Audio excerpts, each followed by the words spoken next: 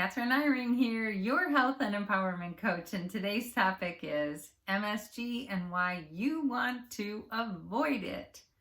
Okay, MSG is also called monosodium glutamate, and it's also hidden under many other names.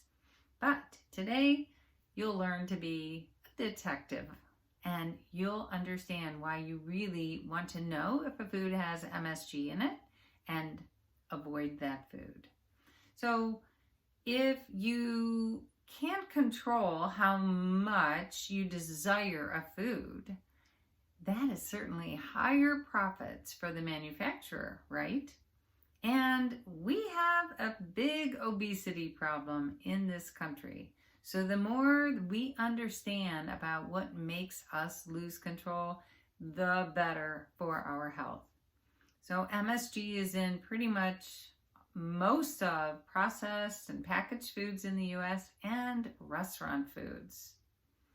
But it's generally regarded as safe by the FDA, even though it's probably the most controversial food additive there is. When a scientist wants to study obesity, they give MSG to lab animals and immediately they start eating more, 40% more.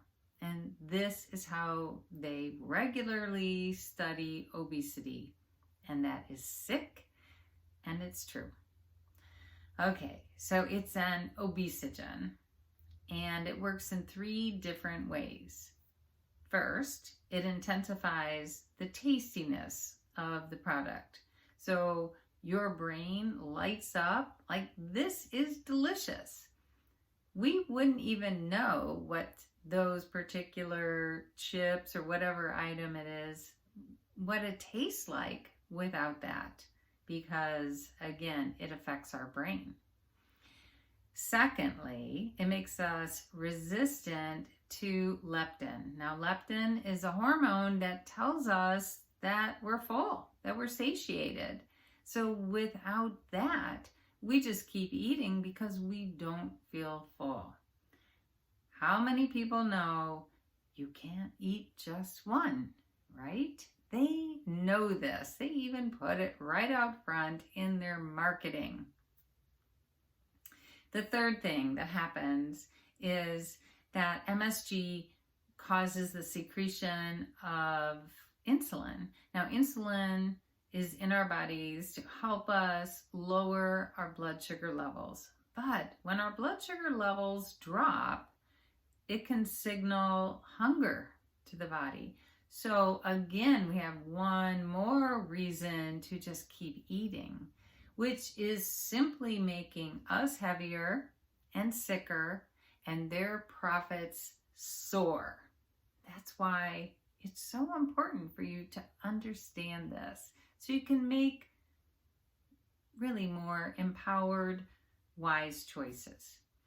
Now, the other thing about MSG is it's an excitotoxin. Maybe you've heard that word before. It can overexcite your cells and actually cause your cells to die as well.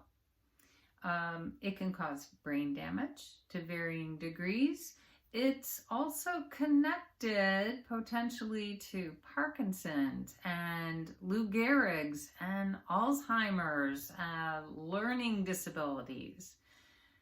So is this something that you want in your body? I hope not. I certainly don't want it in mine.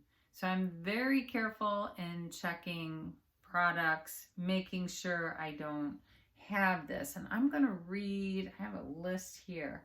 Okay, I'm going to read to you this list of some of the other words that are used for MSG. Autolyzed yeast extract. And if you saw my video about goldfish crackers, that was one of the ingredients in there.